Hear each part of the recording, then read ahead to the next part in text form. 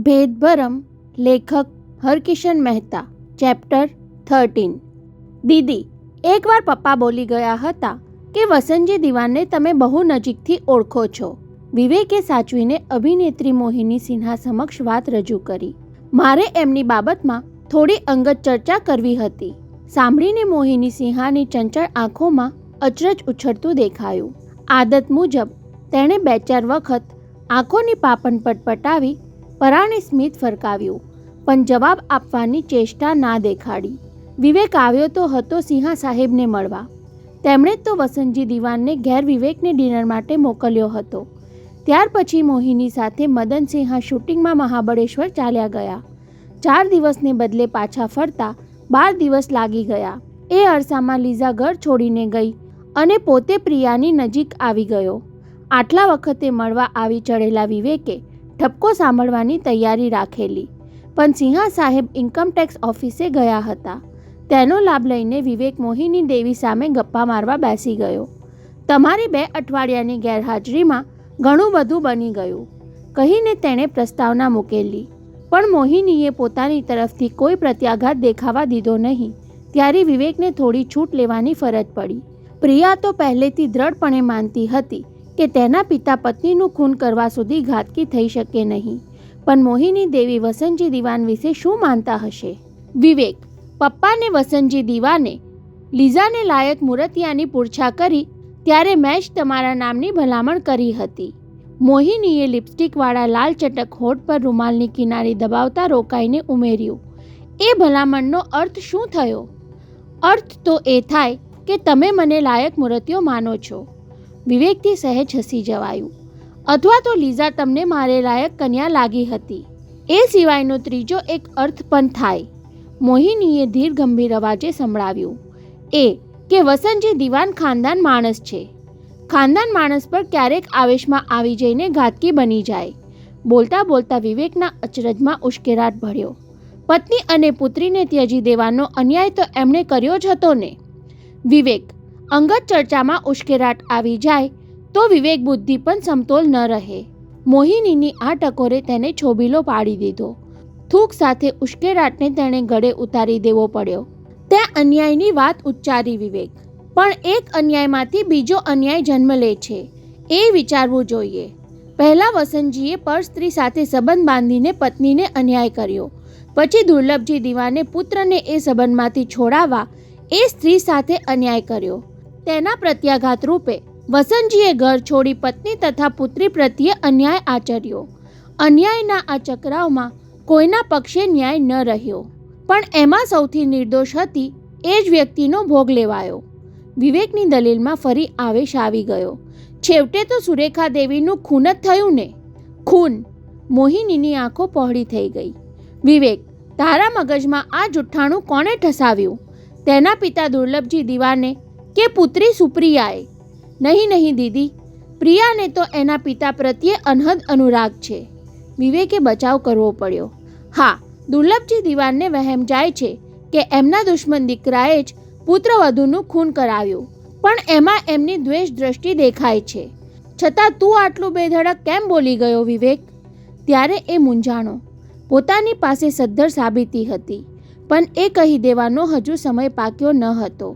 વસંતજી દીવાન સાથે મોહિની દેવીને અંગત સંબંધ હોય તો એ પુરાવાનો નાશ કરવા માટે પોતાના પર લાગણીનું દબાણ આવશે. સિન્હા સાહેબનું પોતાના પર ઘણું ઋણ છે, એટલા ખાતર પણ પોતે ખામોશ થઈ જવું પડશે. તો પછી સુરેખા દેવીના ભટકતા આત્માનું શું? વિવેક, તું મારાથી કંઈક છુપાવે છે. મોહિનીએ તેને ચમકાવ્યો. સમજાતું નથી. તું મારી પાસેથી કંઈક જાણવા આવ્યો છો કે કંઈક જાણ કરવા? બંને. વિવેક બોલી જવાની અણી પર હતો ત્યાં અંદરથી કોઈએ લગામ ખેંચી હોય તેમ ઈરાદો બદલી નાખ્યો. દીદી, હું દ્વિધામાં છું. પિતા પુત્ર વચ્ચેની કટ્ટર દુશ્મનીમાં પ્રિયા ભીસાઈ રહી છે. ક્યારેક ભય લાગે છે કે સુરેખા દેવીની જેમ એ બિચારીએ બલિદાન આપવું ન પડે. ત્યારે મોહિની એને ધારી ધારીને જોવા લાગી. એના મુખ પર મુલાયમ લાલી ઉપસવા લાગી. મોહક સ્મિત ફરકાવતી એ બોલી ઉઠી, સમજાઈ ગયું વિવેક. તું અને પ્રિયા એકબીજા પ્રત્યે. એના અધૂરા વાક્યે જ વિવેકને ક્ષોભમાં ઝુકાવી દીધો. મરક મરક થતા હોઠને તે વશમાં ન રાખી શક્યો. તું મને એની જાણ કરવા આવ્યો હતો ને? મોહિનીએ ખુશાલીના રણકા સાથે કહ્યું. પ્રિયાને મેં માત્ર ફોટામાં જ જોઈ છે. એ બરાબર એની મા પર પડી છે. તારી અને એની જોડી જામશે વિવેક. પ્રણયમાં વિઘ્નો તો આવે જ. એથી ડરી જઈને પીછેહટ ન કરાય.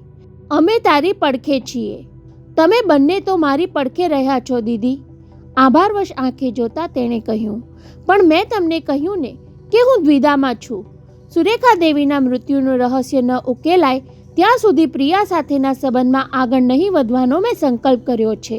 ગેલો ન થા વિવેક, મોહિનીએ મોટી બહેનને ઢબે સંભળાવ્યું. જેના પર પડદો પડી ચૂક્યો છે એને ફરી ઉખેડીને જખમ તાજા શું કામ કરવા? બોલતા બોલતા તેને કંઈક સૂજી આવ્યું હોય તેમ ઉમેર્યું કે પછી વસંતજીને ખૂની પુરવાર કરીને તો દુર્લભજી દિવાનનું દિલ જીતી લેવા માંગે છે. સુપ્રિયાને પ્રાપ્ત કરવા માટે તારે એના દાદાને ખુશ કરવા પડે એમ છે. ત્યારે કહેવું તો હતું કે સુરેખા દેવીનો આત્મા મને આ રહસ્ય ઉકેલવા પ્રેરી રહ્યો છે. મનથી મેં જ જવાબદારી ઉઠાવી લીધી છે. પ્રેમમાંથી કદાચ પીછેહટ કરું પણ એક ભટકતા આત્માનો દ્રોહ નહીં કરી શકું. વિવેકના મનમાં ચાલતા વિચારો વાંચી લેવા માંગતી હોય તેમ મોહિની મોહક અદાથી તેને નિરખી રહી હતી. દીદી, અમાન્યા ઓળંગીને ફરી મૂળ સવાલ પર આવું છું. વિવેકે તેની સાથે નજર મિલાવતા પૂછ્યું. વસંતજી દિવાન પત્નીનું ખૂન જ ન કરી શકે એટલો બધો ભરોસો તમને ક્યાંથી? ત્યારે મોહિનીના મુખ પર ઝડપથી ભાવ પલટવા લાગ્યા. એની ચંચળ આંખોમાં આછીરી ઉદાસી ઉપસતી દેખાઈ. હોઠ પર ફરકતા સ્મિતમાં કંપારી વર્તાઈ. વસંતજી દિવાન એમની પત્નીને ચાહતા ન હતા તેમ ધિક્કારતા પણ ન હતા. 7-8 વર્ષ પહેલાં એક પાર્ટીમાં અમારો પરિચય થયેલો. ત્યારે નંદલાલ નામનો એક માણસ તેમની સાથે હતો. વસંતજી કોઈ ફિલ્મમાં નાણાં રોકવાના હતા અને એમાં મને હિરોઈન તરીકે લેવા માંગતા હતા. એ બહાને અમારી બીજી 2-4 વાર મુલાકાતો થઈ. ફિલ્મ હિરોઈન સાથે દોસ્તી થાય એટલે માલદાર માણસ આંધળો થઈને નાણાં રોકવાના ખાડામાં ઊંડો ઉતરતો જાય એવી ગણતરી વસંતજીની આજુબાજુના માણસોની હશે. મોહિની બોલતા બોલતા સહેજ હસી પડી પણ વિવેક ગંભીર ભાવે સાંભળતો હતો. વસંતજી પોતાના 10 લાખ રૂપિયાનું રોકાણ કરવા તૈયાર થયા ત્યારે મેં જ તેમને વાર્યા. તમે આ ફિલ્મના ફાઇનાન્સર બનશો તો આપણો સંબંધ માત્ર ધંધાદારી રહેશે, મૈત્રી નહીં બંધાય. કદાચ તમારા પૈસા ડૂબી જશે તો તમે ફિલ્મ લાઇનના માણસોને વગોવશો. એને બદલે આપણી વચ્ચે બિનમતલબી વ્યવહાર વધે તો શું વાંધો છે? અને વસંતજી ઠાવકા નીકળ્યા. આટલી ટકોરમાં બધું જ પામી ગયા. નાણાં રોકવા માટે આજુબાજુ ચક્કર લગાવનારાઓને તેમણે સિફતથી ખંખેરી નાખ્યા અને અમે એકબીજાની નિકટ આવવા લાગ્યા. અમારી ફિલ્મ લાઇનમાં દરેક સંબંધને મતલબની નજરે જ જોવામાં આવે છે. પીઠ પાછળ ટકોર થવા લાગી. મોહિની દેવીએ માલદાર માણસને ફસાવ્યો ને ઉંમર વધવા લાગી એટલે ઠરીઠામ થવા માટે બકરો શોધી કાઢ્યો અને અમે બંને આવી ટીકા પર હસતા. એકવારે બોલી ગયેલા. દુનિયાવાળા 2 માણસોને બદનામ કરીને પરાણે એ માર્ગે ધકેલતા હોય છે.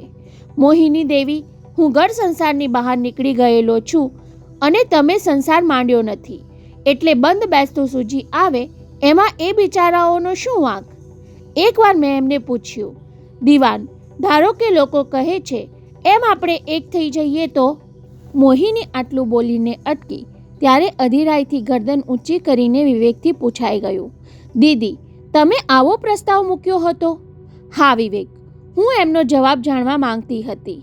ફિલ્મ કેરિયર પર મારે પૂર્ણ વિરામ મૂકી દેવું હતું.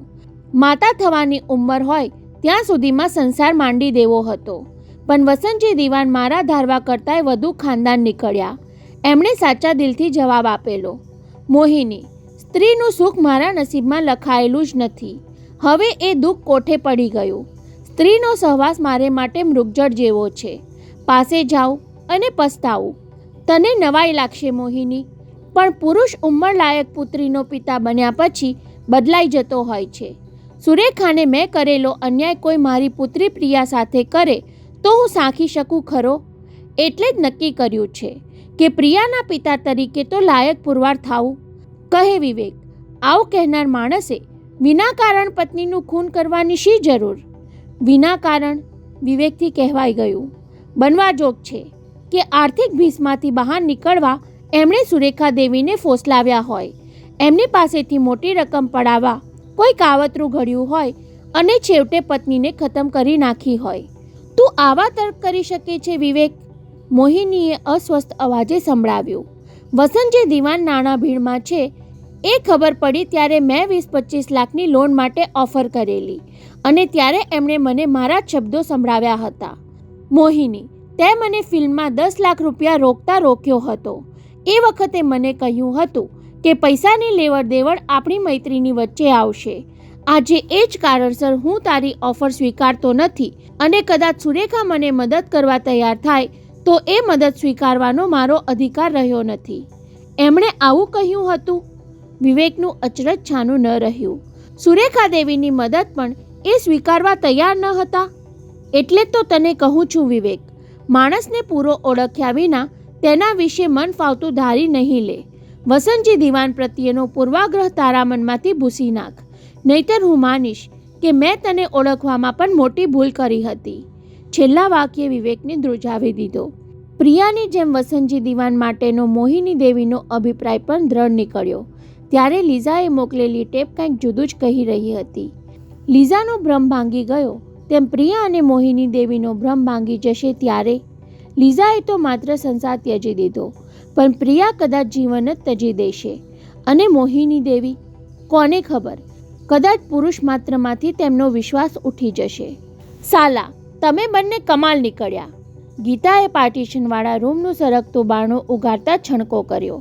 દેશપાંડે, તું પોલીસ ઓફિસર તારી ચોકીનો. અહીં ઘરમાં ખૂન કેસની કડીઓ મેળવવાનું રહેવા દે. આ વિવેક બ્રહ્મચારી મારે કારણે તને ઓળખતો થયો અને પહેલી મુલાકાતમાં તમે એકબીજામાં એટલા બધા ઓતપ્રોત થઈ ગયા કે જાણે મારું અસ્તિત્વ જ ન હોય. 1 કલાકથી બારણા બંધ કરીને ઘૂસપૂસ કરતા બેઠા છો અને હું કામવાળી હોઉં તેમ મને ચા કોફીના ઓર્ડર ફરમાવ્યા કરો છો. ગીતાના છડકા પર બેમાંથી કોઈએ ધ્યાન નહીં આપ્યું ત્યારે પેલીએ ચા કોફીના કપની ટ્રે ટેબલ પર પછાડી. કમસે કમ એટલું તો કહો, આપ સાહેબો ભોજન ક્યારે લેવાના છો? કે પછી પારકી પંચાયતથી પેટ ભરી લેવા માંગો છો? ગીતા, તારો કોલેજ ફ્રેન્ડ પહેલીવાર ઘેર આવ્યો છે ત્યારે આ પોલીસ ઇન્સ્પેક્ટરનો મોભો જળવાઈ રહે એટલી તો અમાન્ય રાખ. દેશપાંડેએ તેને વધારે ખીજવી. નહીતર એ માની બેસશે કે હું બૈરીથી દબાયેલો નવરો છું. એ તો તું છો જ, એમાં માની બેસવા જેવું શું છે? ગીતાએ સામે ફટકો માર્યો. કોલેજમાં આ બ્રહ્મચારી સહિત બધા જ મારાથી ડરતા હતા એટલે તો સાલો કોઈ મારા પ્રેમમાં નહીં પડ્યો, નહીતર તારા જેવા બબૂચકને કોણ નવરો બનાવત? વિવેકને વચ્ચે મમરો મૂકવાનું મન થયું, પણ એ તેની ખાસિયત જાણતો હતો. એકવાર ગીતા બોલતી પછી એને બંધ કરવા માટે હાથ જોડવા પડે. અત્યારે એવો અવકાશ ન હતો. કોઈ ગુનેગારનો પીછો કરતો હોય તેમ પોલીસ ઇન્સ્પેક્ટર દેશપાંડેનો પોતે પત્તો લગાડ્યો હતો. અમારા ખાતામાં અડધો ડઝન દેશપાંડે છે, એમાંથી તમારે કયા સાહેબ જોઈએ છે? ક્રાફર્ડ માર્કેટની ક્રાઇમ બ્રાન્ચમાં પહોંચ્યા પછી આ સવાલે તેને ઘડીભર મૂંઝવી દીધેલો. ગીતા પતિ દેશપાંડે એવી એંધાણી આપવાનું હાસ્યાસ્પદ લાગ્યું.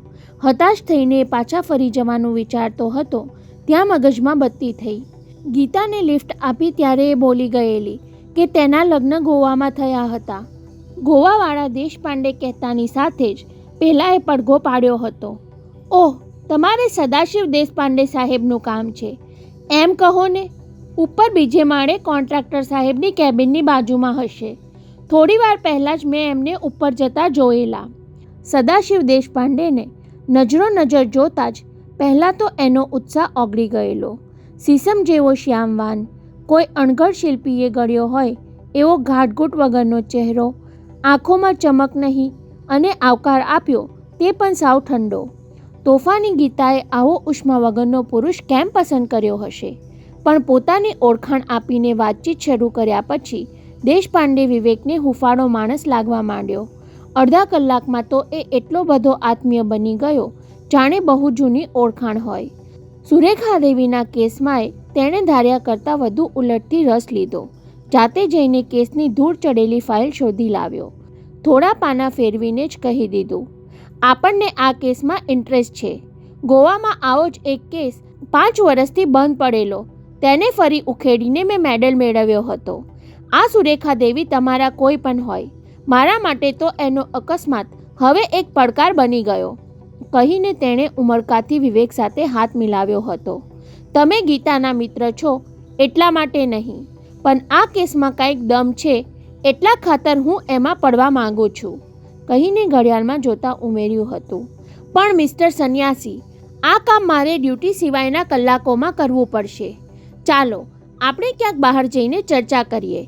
મોટરમાં વિવેકની બાજુમાં બેસતા જ દેશપાંડેએ તેની ચકોર દ્રષ્ટિનો પુરાવો આપી દીધેલો. અરે આ તો એ જ સિટ્રોન કાર, નંબર 1 2 3 4, બહુ જલ્દી ઓળખી કાઢી, વિવેકે તારીફ કરતા કહેલું. અકસ્માતમાં સુરેખા દેવીનો ભોગ લીધો એટલે બિચારી અપશુકન્યા ઠરી ગઈ, પણ મને ગમી ગઈ અને મેં ખરીદી લીધી. બસ ત્યારથી મગજમાં ભૂસું ભરાઈ ગયું કે સુરેખા દેવીના અકસ્માત પાછળ કોઈ રહસ્ય છુપાયેલું છે.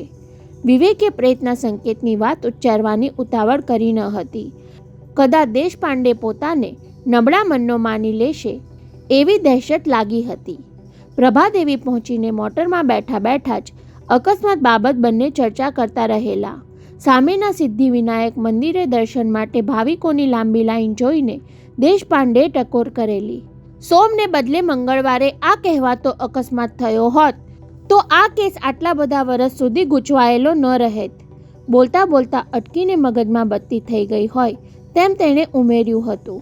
ખૂન કરવા માટે આ સ્થળ પસંદ કરવામાં આવ્યું હશે કે પછી જોગાનો જોગ અહીંયા સુરેખા દેવીની કારને ઉથલાવી નાખવાનો ટ્રક ડ્રાઈવરે મોકો ઝડપી લીધો હશે. સાંભળીને વિવેક ચોંકી ઉઠ્યો. દેશપાંડે, તમારું દિમાગ બહુ તેજ ચાલે છે. ટ્રકનો પીછો કરનાર ટેક્સી સામેના પેટ્રોલ પંપ ઉપર વિના કારણ ઊભી હતી, જાણે આવા કોઈ અકસ્માતની રાહ જોતી હોય તેમ. એ તમને કોણે કહ્યું? દેશપાંડેએ પેટ્રોલ પંપનું નિરીક્ષણ કરતા અધીરાઈભેર પૂછ્યું. આ મુદ્દો બહુ મહત્વનો છે. જ્યારે વિવેકે ગીતાને લિફ્ટ આપવાનો, અચાનક કાર અટકી પડવાનો અને તેમાંથી પેટ્રોલ પંપના માણસ સાથે થયેલી વાતચીતનો સાર કહી સંભળાવ્યો.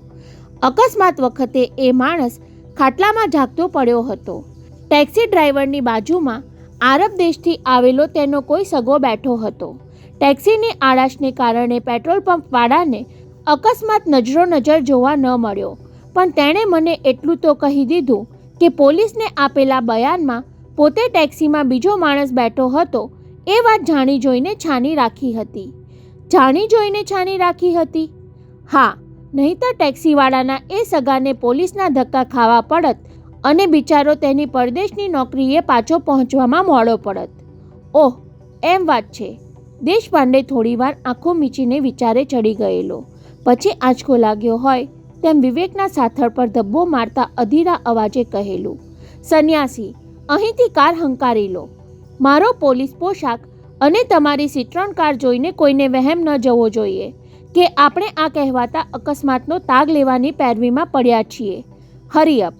તેની આ સાવચેતીએ વિવેકના મનમાં દેશપાંડે માટે પાક્કો વિશ્વાસ બેસાડી દીધો.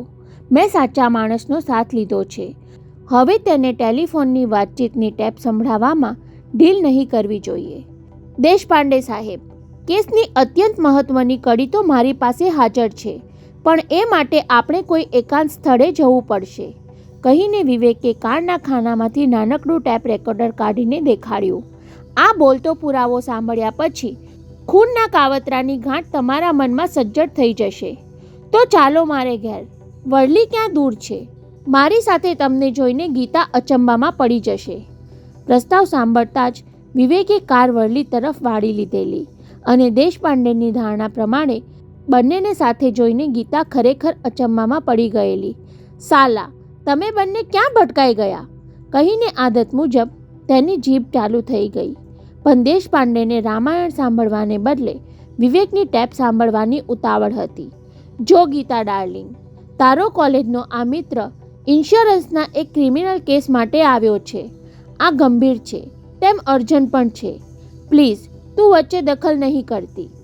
બસ માંગીએ ત્યારે ચા કોફી પીરસતી રહેજે. તારી ગપસપ આપણે ત્રણે જમવા બેસીએ ત્યાં સુધી મુલતવી રાખ. એટલે સાલો આ બ્રહ્મચારી અહીં જમવાનો પણ ખરો? ગીતાએ છણકો કરેલો, પણ તેને દાદ આપવાને બદલે પાર્ટીશનવાળા રૂમના બારણા બંધ કરીને બંને પુરાઈ ગયા હતા. કહો દેશપાંડે, ટેપ સાંભળીને તમે શું અનુમાન પર આવ્યા? અનુમાન નહીં વિવેક, આશંકા જાગે છે. દેશપાંડેએ 4 મિનારનું બીજું પાકીટ ખોલીને સિગરેટ સળગાવતા કહ્યું.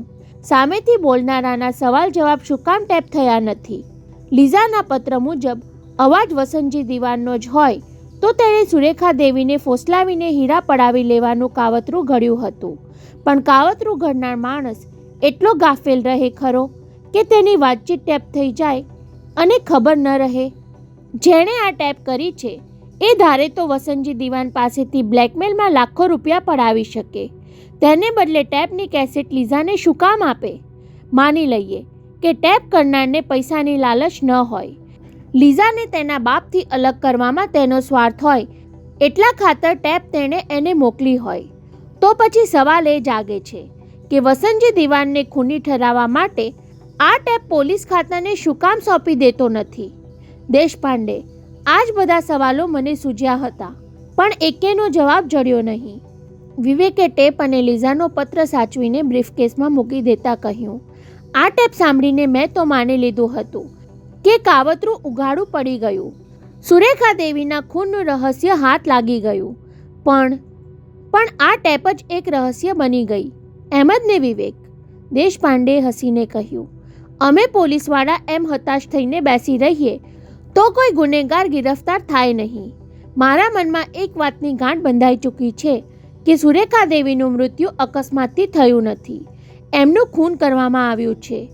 મધરાતે સિટ્રોન કારમાં હીરા સાથે નીકળ્યા. બાબુલનાથ પાસે એમણે એક માણસને લિફ્ટ આપી. લિફ્ટ લેનાર માણસે સુરેખા દેવીને હીરા અંગે પૂછપરછ કરી. કદાચ એમ પણ કહ્યું હોય કે આ જોખમ તમે મને સોંપી દો, અને સુરેખા દેવીએ આનાકાની કરી હોય. પ્રભાદેવી પહોંચતા સુધીમાં હીરા માટે બંને વચ્ચે ખેંચતાણ ચાલતી રહી અને નક્કી થયા મુજબ લિફ્ટ લેનાર માણસે સુરેખા દેવીને કારની બહાર સડક પર હરસેલી દીધા કે તરત જ પીછો કરતી ટ્રક એમના પર ફરી વળી અને સામેના પેટ્રોલ પંપ પર ઊભેલી ટેક્સીએ ટ્રકનો પીછો કર્યો. એમ જ ને? ના, પેટ્રોલ પંપ પર ઊભેલી નહીં, ત્યાં રાહ જોતી ટેક્સીએ પીછો કર્યો. દેશપાંડેએ ચપટી વગાડતા પહેલો ઝબકારો કર્યો. દેખાવ એવો થયો કે ટેક્સીએ ટ્રકને રોકવા માટે પીછો કર્યો હતો, પણ હકીકતમાં તો ટ્રક ચલાવનારને બચાવી લેવા માટે ટેક્સી પાછળ પડી હતી. પણ એ લોકો ટ્રક ડ્રાઈવરને બચાવી શક્યા નહીં. કુદરતે તેના ઘાતકી અપરાધને તત્કાલ સજા ફટકારી દીધી. નહીં વિવેક, જે કામ પીછો કરતી ટેક્સીમાં બેઠેલા કરવા માંગતા હતા એ કુદરતે કરી નાખ્યું. દેશપાંડેએ વિવેકને ચોંકાવ્યો. એ લોકો ટ્રક ડ્રાઈવરને જીવતો રાખવા માટે બચાવી લેવા નહીં માંગતા હોય, પણ પોલીસના હાથમાં જતો રોકવા માંગતા હશે. સુરેખા દેવીની હત્યાના કાવતરાખોરોએ કામ પતી ગયા પછી ટ્રક ડ્રાઈવરને ખતમ કરી નાખવાનું કાવતરું પણ ઘડ્યું જ હશે, જેથી એ પોલીસને બયાન આપવા જીવતો જ ન રહે. હે? વિવેક ટટ્ટાર થઈ ગયો. દેશપાંડે, તમે એવું કેમ ધારી લીધું? અમારો ધંધો ધારણા કરીને આગળ વધવાનો છે વિવેક. પહેલાં તો આપણે એ ટેક્સી ડ્રાઈવરનો પત્તો લગાડવો પડશે, જેણે ટ્રકનો પીછો કરવા માટે સૌની શાબાશી મેળવી હતી. એનો પત્તો લગાડવાનું તો તમારા માટે આસાન કામ છે દેશપાંડે. ટેક્સી ડ્રાઈવરના નામઠામ વગેરે બધું જ સુરેખા દેવીની કેસ ફાઇલમાં મોજૂદ છે, પણ એ ટેક્સી ડ્રાઈવર મોજૂદ હોવો જોઈએ ને. એટલે શું કાવતરાખોરોએ એને પણ ખતમ નહીં કર્યો હોય અને ગુમ ન કર્યો હોય તો માની લેવું કે ટેક્સી ડ્રાઈવરને કાવતરાની કાં તો ખબર નહીં હોય અથવા લાખો રૂપિયાના હીરામાંથી એને 20-25 હજારનો ભાગ મળ્યો હશે, તો એણે ટેક્સી ચલાવવાનું છોડી દીધું હશે. વિવેકનો અવાજ બોધો થઈ ગયો. એનો પત્તો લગાવવાનું અશક્ય શબ્દ ઉચ્ચારતો જ નહીં વિવેક. દેશપાંડેના અવાજમાં જુસ્સો ઉભરાયો. જીવતો હોય તો ગમે ત્યાંથી એનો પત્તો મેળવવો અમારા માટે શક્ય છે. અને બોલતા બોલતા એ અટક્યો. ચપટી વગાડવાનું ચાલુ રાખીને તેણે કંઈક વિચારી લીધું. ચહેરા પર વિવેકને જગારો દેખાયો ત્યારે એ સાંભળવા અધીરો બની ગયો. ટેક્સી ડ્રાઈવર જીવતો જ હોવો જોઈએ. કાવતરાખોરો એને ખતમ કરવાની મૂર્ખાઈ ન કરે. ટ્રક ડ્રાઈવર ગુમ થાય તો સૌ માની લે કે કોઈને કચડીને કાયદાથી એ નાસ્તો ફરે છે, પણ સારું કામ કરનાર ટેક્સી ડ્રાઈવરને ગુમ કરી દે તો પોલીસને તરત જ વહેમ જાય કે જરૂર દાળમાં કંઈક કાળું છે. દાળમાં કાળું છે કોકમ. ગીતા ટહુકો કરતી આવી ચડી. હવે જમવા નહીં બેસો તો કાન પકડીને મારે ખેંચી જવા પડશે. કહીને સાચે તેણે બંનેનો એક એક કાન પકડ્યો. જમતા જમતા વિવેકે પ્રસ્તાવ મૂક્યો, ગીતા, ચાલો આપણે ત્રણે ડ્રાઈવ પર જઈએ, કલાકવાર રખડીએ. આઈડિયા. ગીતા ખુશ થઈ બોલી ઉઠી, પણ તારે મારી 2 શરત પાડવી પડશે. 1, ડ્રાઈવમાં તમને બંનેને કોઈ કેસ બેસની લમણાજીકમાં નહીં પડવા દઉં. કબૂલ. અને બીજી શરત એ કે ગયા વખતની જેમ તારી ખટારા કાર રસ્તામાં અટકી પડે તો ધક્કા મારવા હું નીચે નહીં ઉતરું. તારી બંને શરત મંજૂર. બસ, કહીને વિવેકે દેશપાંડે તરફ જોતા ઉમેર્યું, ધક્કા મારવા પડે તો આ સાહેબ છે ને. નીચે ઉતરીને ત્રણેય કારમાં ગોઠવાયા હતા ત્યારે ગીતાએ વણ કહી ત્રીજી શરત સંભળાવી, તમે બંને આગળ બેસો. આપણે તો આરામથી શેઠાણીની જેમ પાછલી સીટમાં બેસીશું. અરે એમ ચાલે ગીતા, વિવેકે દલીલ કરી. તારે તો આગળ દેશપાંડેની પડખે બેસવું જોઈએ. ત્યારે ગીતાએ સંભળાવ્યું, એનું પડખું તો રોજ સેવું છું. આપણને એવી સકડાશ નહીં ફાવે. વિવેકને એ ખટક્યું. સુરેખા દેવી લિફ્ટ લઈને જ્યાં બેઠા હતા ત્યાં બીજું કોઈ બેસે એ કોણ જાણે કેમ તેને ગમ્યું નહીં. પણ પાછળ બેસવાની ગીતાની જીદમાં કોઈ સંકેત છુપાયેલો હતો એની જાણ તો વિવેકને છેક છેલ્લે ગઈ. એકાદ કલાક ફરીને કાર દેશપાંડેના ઘર પાસે ઊભી રહી ત્યારે ગીતા અચંબામાં બોલી ઉઠી, અરે બ્રહ્મચારી, મોટરમાં તો કોઈ બૈરીના નામના વિઝિટિંગ કાર્ડ રાખે છે કે? કહીને તેણે પગ પાસેથી મળેલું સફેદ કાર્ડ બંનેની વચ્ચે ધર્યું. આ સુરેખા દેવી કોણ છે? દેશપાંડે ચોંક્યો, પણ વિવેકે તો ઝપટ મારીને તેના હાથમાંથી કાર્ડ ઝૂંટવી લીધું. સુરેખા દેવીના પ્રેતને મોટરમાં લિફ્ટ આપ્યા પછી મળ્યું હતું એ જ કાર્ડ જોઈને એ પહેલાં થથરી ઉઠ્યો. પછી ઝડપભેર નીચે ઉતર્યો. ગીતા બેઠી હતી તે તરફનું બારણું ઉઘાડીને તેણે સીટના તળિયામાં ચકાસણી કરવી પડી.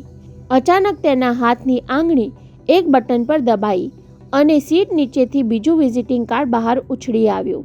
પળભરમાં બધું સમજાઈ ગયું. એ રાતે સુરેખા દેવીના પ્રેતે અદૃશ્ય થતાં પહેલાં પગના અંગૂઠાથી આ બટન દબાવીને વિઝિટિંગ કાર્ડ મારા માટે બહાર મૂકી રાખ્યું હશે.